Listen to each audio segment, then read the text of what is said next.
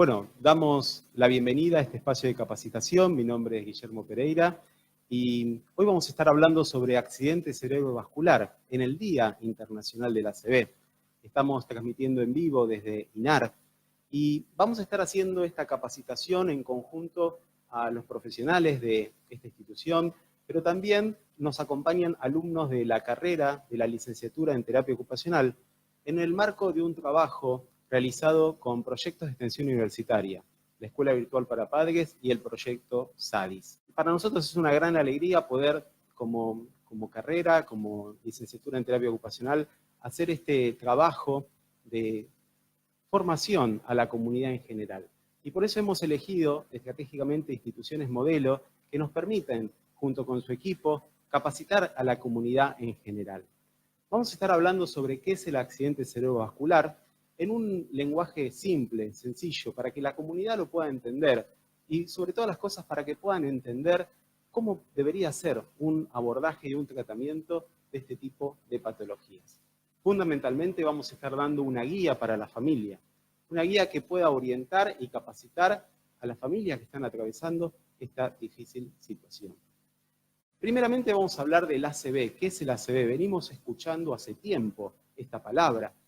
Vamos a definirla como una lesión en nuestro cerebro producto de una alteración en la irrigación.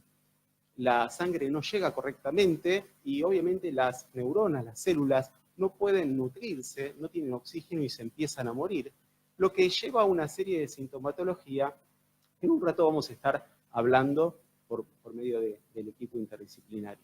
Puede haber dos tipos de ACV, puede haber distintas sintomatologías, pero básicamente tenemos los accidentes cerebrovasculares de origen isquémico o de origen hemorrágico.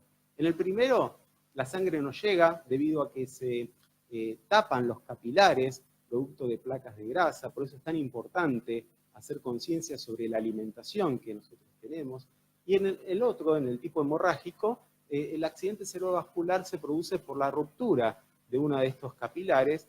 El sangrado genera todo este tipo de sintomatología que en un ratito vamos a estar compartiendo de qué se trata. Pero básicamente es una lesión cerebral producto de una alteración en la irrigación y vamos a estar hablando de qué es lo que condiciona que este tipo de lesiones se produzcan. Por eso quiero darle pie a Camila, que va a estar compartiendo un poco sobre esto que venimos hablando, y también junto con el doctor Acánfora vamos a estar hablando sobre de qué se trata la rehabilitación de un paciente con secuela de accidente cerebrovascular. Bueno, sí, vamos a hablar de los factores de riesgo. Pueden ser diversos los factores que pueden llegar a producir un accidente cerebrovascular, principalmente la hipertensión arterial, la obesidad, el sedentarismo, el consumo excesivo de alcohol, de tabaco o de otras drogas, haber tenido un ACV previo. También se puede producir por problemas cardíacos, por la edad avanzada. Bueno, y si bien frecuentemente se produce más en personas mayores a 50 años, puede presentarse en personas jóvenes por diferentes cambios en la coagulación sanguínea o enfermedades inflamatorias en los vasos. Hay algunos factores que no pueden modificarse, como ser la edad, porque las personas mayores tienen más riesgo de poder sufrir un ACV, el sexo, que se produce más que nada en hombres que en mujeres, las características genéticas, que por ahí si algún familiar o los padres tuvieron un ACV, pueden tener riesgo de tener un ACV, diferentes etnias que por ahí tienen más probabilidad, las zonas débiles de las paredes arteriales, los embarazos. Y bueno, una vez que se produce el ACV, se van a producir manifestaciones tanto sensoriales como motoras. Y todo va a depender del área cerebral que esté afectada en ese caso. Las manifestaciones clínicas más comunes son principalmente la pérdida de fuerza en un miembro superior o inferior, es decir, una hemiparesia o hemiplegia. Puede producirse disartria, que es la dificultad para hablar o del lenguaje. También puede producirse mareos, dolor de cabeza inusual, pérdida del equilibrio, de la coordinación, alteraciones en la marcha, también puede haber depresión, y todas estas manifestaciones, que son las primeras que aparecen, van a dejar secuelas tanto en el tono muscular, que va a estar alterado, es decir, puede haber una hipertonía o una hipotonía, puede haber alteración en la percepción tanto del esquema corporal de la persona como de las relaciones espaciales, y pueden presentarse agnosias o apraxias. También lo que puede llegar a estar alterado es que se produzcan cambios psicológicos en la persona, puede haber déficits cognitivos, más que nada dificultad en la concentración, en la memoria, en la dificultad para tomar decisiones, y en la sensibilidad puede ser la pérdida parcial o completa, tanto a la temperatura, al dolor, al tacto profundo, y todo esto va a dificultar el tratamiento en la persona, por eso es importante que se detecte a tiempo. Fundamentalmente la rehabilitación, si uno va a una definición muy básica y muy, digamos, primitiva, es hacer hábil de nuevo. Quiere decir que la rehabilitación, el concepto primario, es que uno recuperaría las habilidades que una vez tuvo. Ahora, aquí hay que hacer una gran diferencia. Una cosa es que, como bien dijo recién, entre los factores de riesgo, una cosa es que una ACV impacte en una persona que tiene más de 50 o 60 años. Vale decir que ya esas habilidades, por el transcurso del tiempo, se fueron desacondicionando y a lo mejor no tienen la misma calidad o no tenían la misma calidad que pueden tener en un individuo de 30 o 40 años. Yo quiero agregar entre los factores de riesgo que ella dijo muy bien, es que hay algo que a veces se omite y que es el uso de tóxicos. Hay un gran número de ACV, sobre todo de tipo hemorrágico, por el uso de sustancias como ser la cocaína. Y es una realidad que pasa en todo el mundo, que pasa en nuestro país. Tampoco implica que eso es un patrimonio de los jóvenes. La cocaína también la usan personas de más de 60 años, si son adictos de larga data o nuevos adictos. No viene el caso, pero es para que se sepa también que dentro de los factores de riesgo y en la rehabilitación, nosotros primeramente empezamos a trabajar con todo eso que ella mencionó, o sea, los factores de riesgo. Si una persona de más de 60 años tiene una ACV, vamos a poner que es un hipertenso, pero nosotros tenemos que conocer que aparte de la hipertensión, si el señor era sedentario, si el señor tenía una actividad física media, si el señor tenía algunos otros factores como ser diabetes y todo lo demás. Y dentro de la rehabilitación, nosotros en ese trabajo de hacer hábil de nuevo o de acondicionarlo a que pueda comenzar a tener nuevamente habilidades, es que tenemos que conocer bien esos factores de riesgo y combatirlos. Para que quede claro, los factores de riesgo hay que combatirlos antes de que pase la ACV y por eso existen estos días y estas conmemoraciones, por decirlo de alguna manera, para que la gente sepa que la ACV se puede prevenir. Una vez que ocurrió que uno tiene la desgracia que ocurrió una ACV, también tiene que seguir privando el mismo criterio. Dentro de la rehabilitación, el factor de prevención y promoción de la salud tiene que ser el factor número uno.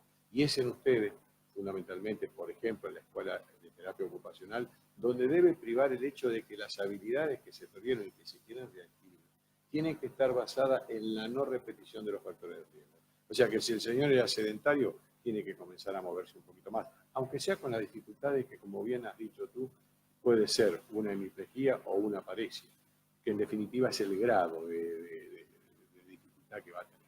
Entonces, para redondear el concepto, la rehabilitación trabaja dentro de lo que nos queda como elemento en el individuo que ha sufrido una ACV. Y trabajamos con las limitaciones para que esas limitaciones vuelvan a ser, digamos, puestas en práctica por el individuo. Quiero agregar algo que muchas veces no se dice y que yo le digo muchas veces a los alumnos. Yo doy clases dentro de medicina y dentro de kinesiología, en cursos de perfeccionamiento, en maestrías de gerontología, todo lo que me toca hacer como docente. Hay algo que quiero que ustedes piensen, que el ACV le pasa a un individuo que, como estamos nosotros en este momento, está en plena actividad y que puede despertar luego de una ACV viendo su medio cuerpo paralizado, tal vez no teniendo noción de lo que le está pasando. Entonces es algo que para comenzar a rehabilitar requiere de un arte que es la adaptación de saber qué es lo que está sintiendo el individuo. Por eso que, como veremos mucho más adelante también, la parte psicológica en esto tiene mucho que ver. Porque vuelvo a decir, sucede que estoy en plena actividad y me despierto o a lo mejor no me despierto porque nunca perdí el sentido y veo que mi medio cuerpo no lo puedo mover de golpe o no puedo enlazar las palabras que quiero decir y eso es realmente muy traumático. Yo creo que como preámbulo hagamos esto y luego vamos redondeando un poco lo que son las distintas áreas de trabajo. Compartíamos las palabras de la doctora Cánfora, también de Camila Sega, alumna de la licenciatura en terapia ocupacional de la Universidad Nacional de Quilmes. Y en este primer bloque estuvimos hablando sobre qué es el ACV, antecedentes y cómo encaminarnos a una adecuada rehabilitación. En el próximo bloque vamos a hacer un pequeño corte porque va a ingresar el equipo interdisciplinario de INAR, donde nos van a estar, en conjunto con alumnas de la carrera, cuáles son las distintas intervenciones, tanto de terapia ocupacional, del área de fonoaudiología, nutrición, del área de psicología. Vamos a estar hablando cómo abordar el tratamiento de manera transdisciplinaria. Así que hacemos un pequeño corte y una vez que esté el equipo aquí ya en la sala, vamos a continuar con la transmisión. Muchas gracias. Cuando un paciente con ACV llega a nuestras manos, lo ideal y lo principal es hacer un buen diagnóstico. Un diagnóstico nos va a ayudar a solventar toda la secuela que pueda tener el paciente. La rehabilitación es sumamente importante en la recuperación del paciente, es lo que nos va a ayudar a darle la habilidad que ha perdido durante el momento de la lesión y durante el tiempo de la lesión. ¿Qué pasa con el paciente con ACV? Una vez que llega a la rehabilitación física, se hace el diagnóstico tanto por kinesiología como por las otras unidades y empezamos a hacer un protocolo de tratamiento. El protocolo de tratamiento va a abarcar principalmente qué capacidades ha perdido el paciente y qué capacidades funcionales creemos que pueda volver a adaptar el paciente de acuerdo al tipo de lesión que haya tenido. Normalmente un paciente con ACV pierde muchas de sus funciones, tanto motoras como cognitivas. En su mayoría logran recuperarse dependiendo de la lesión que haya tenido. Cuando el paciente entra en la rehabilitación, necesitamos que tenga primeramente la parte social. La parte social la vamos a trabajar un poco con el tema de la psicología. Necesitamos que el familiar también esté presente en su rehabilitación. Una vez que el paciente ya se le haya hecho todo el tema del diagnóstico, todo el protocolo de tratamiento, iniciamos con actividades tanto motoras como cognitivas. Y bueno, más adelante nuestros compañeros van a estar hablando de todo el tema de terapia ocupacional. Una de las cosas más importantes de la rehabilitación es que se haga una rehabilitación precoz. O sea, la parte de kinesiología debería ser iniciada desde el mismo momento en que el paciente está internado. Una vez que el paciente está internado, que se le diagnostica con el ACV, el paciente debe recibir rehabilitación física. De eso va a depender, obviamente, que nuestra rehabilitación sea una buena rehabilitación. Y evidentemente, el paciente se va a sentir mucho más cómodo al momento de la rehabilitación. ¿Por qué? Porque vamos a estar abarcando todas sus partes que no tienen funcionamiento. En cuanto a las actividades que se hacen de rehabilitación, se hacen primero ejercicios o actividades pasivas. Normalmente se realizan en los camastros neurológicos. Se realizan ejercicios de actividades de FNP, se realizan actividades motrices, actividades para la parte motora inicialmente. Vemos si es un paciente que está hemipléjico, está cuadripléjico, tiene una hemiparesia, dependiendo de lo que el paciente pues esté afectándose. Una vez de que llegamos a mejorar un poco la parte motora del paciente, en cuanto a la parte pasiva, iniciamos los ejercicios activos asistidos, activos pasivos, activos resistidos, activos libres. El paciente se enfoca muchísimo el trabajo. Una de las cosas que al paciente hace sentir muy bien es cuando el paciente empieza a sentir que se puede parar, que se puede mover, que tiene la habilidad para poder bipedestarse. Allí pues iniciamos con otro tipo de actividad física, obviamente ya en función a lo que es el fortalecimiento muscular, a mejorar todas las actividades de la vida diaria, a incorporarlo nuevamente en todas las actividades que el paciente requiera para ingresar nuevamente a sus actividades del día a día. Obviamente el paciente una vez llevado, entrado a su rehabilitación más compleja, que es la aguda, y luego pasa a esta fase en donde ya está más activo, el paciente va a empezar a hacer actividades de mantenimiento. El mantenimiento, lo ideal es que el paciente realice actividades físicas durante un tiempo prolongado. ¿Qué pasa con el tiempo? Normalmente nos preguntan mucho, ¿cuánto tiempo puede tardar en recuperarse un paciente con ACV? El tiempo lo va a medir de acuerdo a la lesión que tenga el paciente y la dificultad en la que haya quedado el paciente. Normalmente nosotros decimos que en el primer año, del 6 meses al primer año, es el tiempo en que recuperamos la mayor función del cuerpo. Ya pasado los año y medio a los 2 años, puede seguir recuperando, pero en menor cantidad. Entonces, ¿qué es lo que hacemos? Aprovechamos desde el diagnóstico precoz, que es desde el primer momento del ACV, hasta el año de evolución, que es donde tomaríamos y adquiriríamos toda la mayor cantidad de actividad motora. Una vez que ya hayamos recuperado todo este tema de las funciones del paciente, entonces ahí procedemos a que el paciente haga unas actividades que se le indican en la casa. El paciente puede hacer actividades de internación como actividades ambulatorias y también puede hacer actividades en la casa. Todo lo que el paciente hace en la sala de rehabilitación, el paciente también debe hacerlo en casa. Por eso es que involucramos mucho el tema del familiar, para que el familiar sea quien ayude al paciente en casa a la hora de realizar su rehabilitación física. No, buenos días. Sí, así es. Junto con Gustavo Rodríguez, el licenciado Gustavo Rodríguez, la licenciada Julieta de Nicola, y quien les habla, conformamos el servicio de terapia ocupacional con un objetivo en común, que es la rehabilitación de estos pacientes en función a su vida fuera de la institución. Nosotros apuntamos a que prontamente salgan y prontamente recobren la independencia. Desde la terapia ocupacional, que trabajamos el desempeño ocupacional, este desempeño ocupacional que se trabaja en función de esto que hablábamos de la independencia y la posibilidad de recuperar su vida lo más cercano a lo que tenían antes del accidente cerebrovascular. Bien, como dice Marcela, trabajamos distintas metodologías, tomamos marcos y modelos propios de la carrera. Entre ellos principalmente nos basamos en un modelo biomecánico, muy en base a la infraestructura, el modelo que se va trabajando dentro del instituto, y el modelo que más se adecua a la cantidad, a la población de los pacientes participantes que tenemos acá es el modelo de ocupación humana, porque digamos que es con el que podemos abarcar de forma más global los intereses, medir las capacidades del participante, y hacerlo, si bien es cierto, partícipe de su propia rehabilitación, ¿de acuerdo?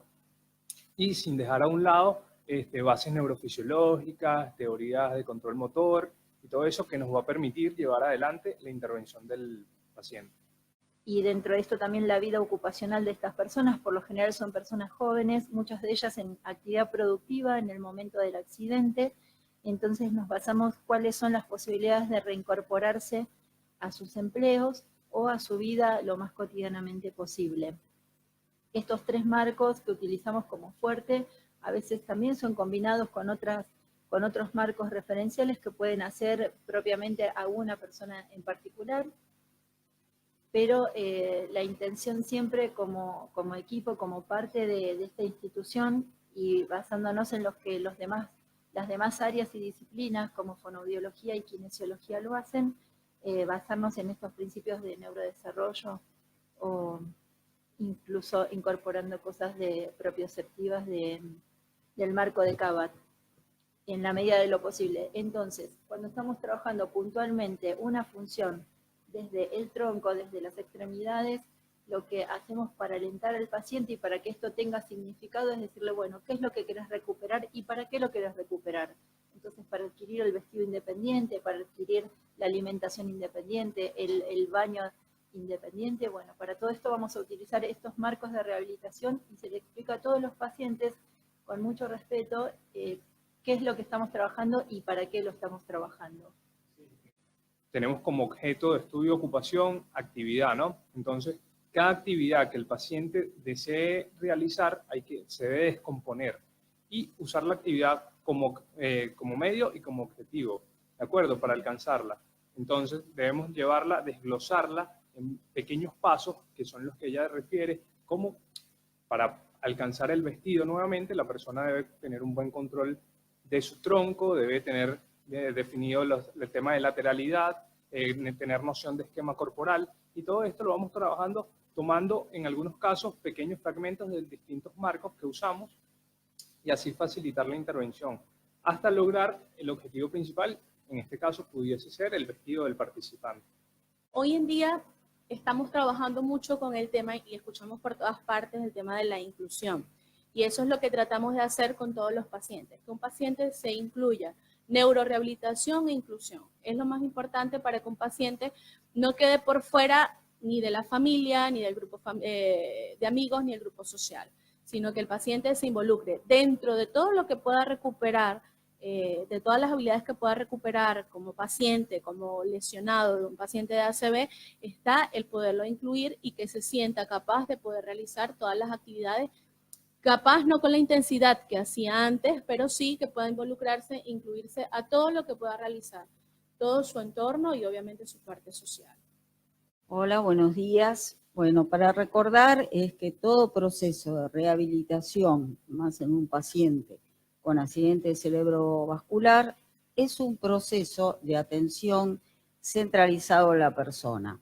Es decir, que no existe un modelo o una plantilla específico para todos los pacientes que sufren un accidente cerebrovascular, ya que algunos de ellos tienen diferentes secuelas. Hablamos de una hemiplegia, una hemiparesia, trastornos devolutorios, de comportamiento, de deterioro cognitivo. Entonces nuestra función es centralizarnos en esa persona, ver su diagnóstico, ver las secuelas que ha traído el accidente cerebrovascular y de ahí comenzar a trabajar. En este proceso de rehabilitación hay 3 patas que son fundamentales. La primera es el paciente, la segunda es el equipo multidisciplinario e interdisciplinario que interviene en la rehabilitación y la tercera es la familia. No se dan en ese orden, sino simplemente las 3 patas deben funcionar interrelacionadamente para que la rehabilitación tenga su éxito. Es decir, ¿cómo hablamos de rehabilitación o qué se entiende de rehabilitación exitosa? Es tratar de lograr los mejores parámetros de mejorar la funcionalidad motora, cognitiva o social para que esa persona, una vez que se retire del centro, esté lo más independiente posible en sus funciones y por lo tanto mejorar su calidad de vida. Nosotros partimos de una persona que, independiente de su edad, de su sexo, de su situación familiar, económica o social, tenía una vida previa, tenía metas, ya estaba estructurado y de repente sufre un accidente cerebrovascular que le cambia su vida en cuestión de horas. Se despierta dentro de una sala de terapia intensiva con un montón de elementos que lo que hacen es mejorar su vida o incluso salvársela en ese momento, y esa persona despierta con un estado confusional, con un estado de shock que puede durar algunas horitas o extenderse más días. ¿Cuál es su primera reacción de supervivencia? De sentir como que el medio lo está agrediendo y se va a defender con conductas confusionales que llevan a que se intente arrancar las ondas, las vías y demás, y que ponga en peligro hasta su propia integridad, por lo cual es necesario a veces utilizar medicación para calmarlo o contención, lo que provoca más ansiedad en él y en la familia también, que no sabe cómo manejar ese cuadro. Pasado el periodo de agudez, donde el paciente después se lo estabiliza clínicamente, ingresa a un centro de rehabilitación, en este caso nuestro centro, donde lo recibe un equipo admisor. Este equipo admisor, que lo integran partes del equipo interdisciplinario, ¿qué hace? Es recabar información sobre el paciente, cuál es su diagnóstico, evaluar cuáles son sus secuelas, cómo era previamente ese paciente, es decir, qué características tenía, si tenía un buen nivel de prevención o no, cuáles son sus hábitos, qué es lo que siente la familia con respecto a ese paciente y cómo se concientiza con respecto a la enfermedad. Si bien hay un miembro de la familia que es el que sufre el accidente cerebrovascular, toda la familia se enferma, ¿sí? Y toda la familia tiene que cambiar el engranaje familiar a raíz de la presentación del accidente cerebrovascular. ¿Cuál es la función de psicología? Ir acompañando y apoyando en la evolución del paciente, que tiene que inexorablemente pasar por determinadas etapas que son similares a las etapas de una elaboración de duelo. Pasamos de una primera etapa de shock, de extrañeza, de confusión, que es la que tiene el paciente generalmente en la clínica, que lo atiende primeramente, y dentro de nuestra institución pasa una etapa de no aceptar su situación primero, por lo tanto se va a frustrar, se va a deprimir, va a reaccionar con enojo, con llanto, con conductas agresivas por ahí o de indiferencias hacia los demás. El enfermo es el otro, esa imagen en el espejo que me veo no es la misma, no me gusta. Así que nuestra intervención desde el área de psicología es más frecuente en esas primeras etapas. Cuando el paciente empieza a aceptar ese cuerpo que no le gusta, pero que tiene las herramientas que le brinda el equipo para poderlas modificar, llegamos a una etapa de concientización de poder aceptar de que estoy enfermo y que no me gusta este cuerpo, sino que tengo que empezar a luchar y a trabajar. Pasamos a una tercera etapa donde empieza a construir los eslabones de la larga pulsera que es la rehabilitación. Eslabones que tienen que ver con sus mejoras posturales, con su nivel de comunicación, con mejorar los trastornos del lenguaje o los trastornos cognitivos que presenta, y va comprometiéndose cada vez más en este proceso, por lo tanto nuestras intervenciones desde el área son más espaciadas, ¿sí? Ustedes ven cómo empiezan a interrelacionar las patas, la pata del paciente con la pata del equipo interdisciplinario, y también se interrelaciona con el nivel familiar, porque hay que calmar y escuchar la angustia y la ansiedad de la familia. Por eso, como consideramos la pata familiar muy importante, el instituto no tiene horarios de visita. Eso que permite que el familiar venga y acompañe a este paciente en cualquier momento del día. Pueda compartir las actividades, pueda compartir las comidas, pueda de golpe comunicarse con el equipo en cualquier momento del día. Eso facilita, calma la ansiedad, se evacúan las dudas de la familia con respecto a cómo me comparto, cómo me comporto con él, cuando me habla, qué le digo, no le entiendo bien, todas cosas que después, bueno, acá mi compañera la fono va a explicar mejor. Es importante que el paciente empiece a interrelacionar con los otros pacientes, que vea que el otro también tiene cuadros similares y que a la vez después, en una etapa más adelante, donde ha alcanzado determinados parámetros funcionales, empiece lo que nosotros llamamos salidas terapéuticas transitorias, como una manera de adecuarse al medio, de empezar a aceptar la mirada de los otros, concurriendo, qué sé yo, un café, haciendo pasajes cortos, hasta que llega la visita a su domicilio, para ver cómo interactúa dentro de su medio. En este momento, en esta etapa, es donde también brindamos asesoramiento a nivel familiar. Cómo me manejo, cómo lo puedo cambiar de la silla a la cama, cómo lo llevo al baño, qué pasa, se va a sentir confuso, se va a sentir avergonzado, porque por ahí el hijo tiene que cambiar a la mamá. O sea, son todos elementos que intervienen dentro de la rehabilitación. Bueno, desde el punto de vista de fonoaudiología, estos pacientes, de acuerdo a la lesión neurológica que traigan después del ACV y el área del cerebro que se le haya alterado, lo primero que tenemos que hacer es un diagnóstico certero. Ya una vez diagnosticado el paciente, tenemos los elementos para saber hacia dónde va a dirigir nuestro trabajo. Realizamos objetivos importantes para organizar toda la terapia del mismo. Estos pacientes, la alteración más grave que tienen es que pierden total o parcialmente su lenguaje en dependencia del área lesionada. O sea que una vez ya diagnosticados y precisados los objetivos, pues hacia cada uno de ellos dirigimos un trabajo donde incorporamos a la familia paulatinamente. Estos pacientes además les quedan alteraciones físicas, como son parecias faciales de una hemicara o de la otra, sin contar que no se pueden comunicar, lo cual provoca la habilidad afectiva, llanto, tristeza e incomunicación.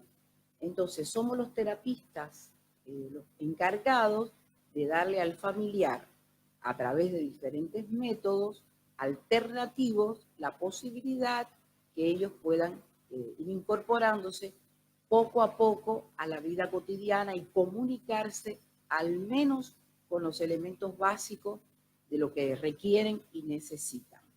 Esta terapia la hacemos en conjunto, es en equipo y bueno, es importante continuarla. Los pacientes también presentan alteraciones alteraciones físicas, pero además deglutorias, que también son importantes. Se le altera en algunos casos la alimentación, y ahí también es importante el trabajo de los fonoaudiólogos, y en realidad es importante que cada una de las alteraciones que presenten incorporemos al familiar para que puedan continuar el trabajo que iniciamos. Hay diversos métodos, todos encaminados a que el paciente pueda incorporar de a poco un lenguaje. Estos pacientes presentan parafasias literales, agnosias, anomias, y cada uno de esos elementos, en dependencia de la profundidad que haya alterado, cada uno de nosotros con diferentes métodos va a tratar de que ellos vayan incorporándose a la vida cotidiana. Lo más importante es que el paciente vaya logrando la comunicación verbal, la lectoescritura y la relación con todas las personas que los rodean y que puede incorporarse paulatinamente a la vida cotidiana. Bien, ya venimos hablando acerca de lo que es el tratamiento en terapia ocupacional. Como algunos ítems importantes a tener en cuenta, es en una primera instancia aguda en que la persona se encuentra en rehabilitación, en el proceso de rehabilitación, es pasadas las 48 horas, ahí comenzar recién lo que es el tratamiento. ¿Para qué? Para que la persona pueda evitar adquirir patrones de movimientos anómalos. Eso sería en una primera instancia aguda. Y en segundo lugar, para tener en cuenta y valorar, debemos tener presente que cuando la persona inicia el tratamiento, lo primero y una de las cosas que debe hacerse con los distintos profesionales es incorporar el lado afectado de la persona en las distintas posiciones en las que se encuentre, ya sea sentado en una cama, en un sillón, como sentado en una silla, que incorpore el lado afectado, el lado del miembro superior hemipléjico que se encuentra lesionado, como para ir incorporándolo nuevamente a las actividades y a los diferentes movimientos que debe adquirir la persona. Eso en cuanto a una primera fase de recuperación. Se debe tener presente también otra de las cosas, es que se deben pautar objetivos a corto y a largo plazo, siempre acompañado de la persona, saber cuáles son, si bien decía uno de los profesionales, los intereses y las ocupaciones que le gustaría volver a reinsertarse en la sociedad, pero así también saber cuáles son las prioridades que esa persona necesita para su recuperación. Yo voy a hablar sobre el impacto de las secuelas de ACV en las actividades de la vida diaria. Como bien dijeron los profesionales y compañeras, una de las secuelas que deja el ACV es la pérdida de fuerza muscular o pérdida total del movimiento, lo cual dificulta muchísimo realizar las diferentes actividades de la vida cotidiana. Algunas de ellas pueden ser en la vestimenta, en las cuales al tener un miembro afectado y pérdida también de equilibrio, debemos tener en cuenta algunas adaptaciones al momento de realizarlo, como es comenzar a vestir desde el lado del miembro afectado y desvestir por el miembro sano, además de, bueno, tener un espacio amplio para la movilidad, ya sea del paciente y de la persona que lo está ayudando. Otra de las actividades importantes a tener en cuenta es al momento de la alimentación, en la cual lo primero que hay que tener es una buena postura, ya sea sentado en cama o frente a una mesa, en los cuales el miembro afectado tiene que estar sobre la mesa y los cubiertos o utensilios a utilizar, tenerlos siempre del lado sano de la persona. Agregando un poco, desde el instituto, desde INAR, cuando nuestros pacientes que están internados van a pasar a la modalidad ambulatorio, nosotros elaboramos una serie de pautas o recomendaciones para el hogar, para que tanto los familiares como el participante se lleve información que les facilite las actividades en el hogar, porque en muchos casos el espacio, el entorno no se encuentra adaptado de acuerdo a las nuevas necesidades que tiene este paciente. Y es importante que él tenga el conocimiento o por lo menos herramientas para adaptarse y poder desarrollar sus actividades y cumplir con eso. También previendo en muchos casos que vaya a sufrir algún incidente que pueda agravar la situación. Por ejemplo, sería una caída durante las actividades del baño o en el traslado si hay escaleras y algún tipo de adaptación que se pueda colocar dentro del hogar.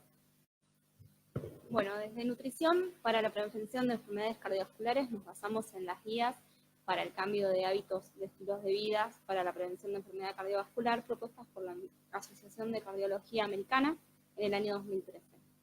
Estas guías fueron desarrolladas para evitar y cambiar gradualmente los malos hábitos. Los objetivos son mantener un peso saludable, incorporar a los familiares al hábito de vida saludable, no solo a las personas que tienen los factores de riesgo, reducir el consumo de ácidos grasos, colesterol, hidratos de carbono simple y sodio, y aumentar el consumo de fibras. ¿Sí? Desde el plan nutricional vamos a ofrecer un valor calórico total que sea acorde para lograr y mantener un peso saludable, ¿sí? Y evitar aumentos. En cuanto a los hidratos de carbono, vamos a preferir un porcentaje adecuado con hidratos de carbono complejos, como son las harinas integrales, limitar el consumo de hidratos de carbono simples, favorecer el consumo de proteínas de origen animal magras, limitar el consumo de carnes rojas y de carnes procesadas. En cuanto a las grasas, vamos a preferir el consumo de ácidos grasos monoinsaturados y poliinsaturados, como son los presentes en frutos secos, olivas, aceites vegetales, semillas, ¿sí? Vamos a limitar el consumo de sodio a 2.000 miligramos por día, que equivalen a 5 gramos de sal de mesa. En esta pauta es muy importante cuando consumimos alimentos procesados, leer los rótulos nutricionales, porque muchas veces el sodio viene escondido en alimentos dulces que uno puede pensar que no lo contiene. Vamos a promover el consumo de fibra, los alimentos fuente de fibra son las frutas, las verduras, las semillas y los granos enteros. Vamos a limitar el consumo de colesterol proveniente de los lácteos enteros, de las grasas de origen animal, y vamos a promover la realización de actividad física. La recomendación es, en forma gradual, alcanzar los 150 minutos de actividad física moderada o 75 minutos de actividad física intensa semanales. Todas estas pautas son más fáciles de lograr si uno lleva a una alimentación natural y no procesada, y en los casos en los que nos llega un paciente que ya ha sufrido una enfermedad cardiovascular, vamos a utilizar las mismas pautas, con la diferencia de que el cambio ya no va a ser tan gradual, sino que va a ser más impuesto, y el consumo de sodio va a verse limitado en cuanto a la patología del paciente en una restricción estricta, menor a 500 miligramos, severa, entre 500 y 1500, y moderada, 1500 miligramos de sodio. Bien, de esta forma hemos estado realizando esta capacitación, hablando sobre qué es el ACV y las distintas miradas sobre lo que es un tratamiento interdisciplinario. Finalizamos agradeciendo profundamente la colaboración, primeramente, de la licenciatura en terapia ocupacional. Los alumnos que han participado en esta capacitación pertenecen a la materia práctica en disfunciones físicas. Estamos muy agradecidos por su integración. También agradecer al proyecto SADIS, al Servicio de Asesoramiento a Discapacidad de la Universidad Nacional de Quilmes, a otro proyecto de extensión universitaria, la Escuela Virtual para Padres, que ha estado participando también en la realización de este evento. Y sin duda, terminar agradeciendo a INAR, que estamos transmitiendo en vivo de este centro, y agradecer a todo el equipo interdisciplinario que nos ha compartido su testimonio, su vivencia, cómo ellos vienen desarrollando este excelente trabajo en lo que es la rehabilitación del accidente cerebrovascular.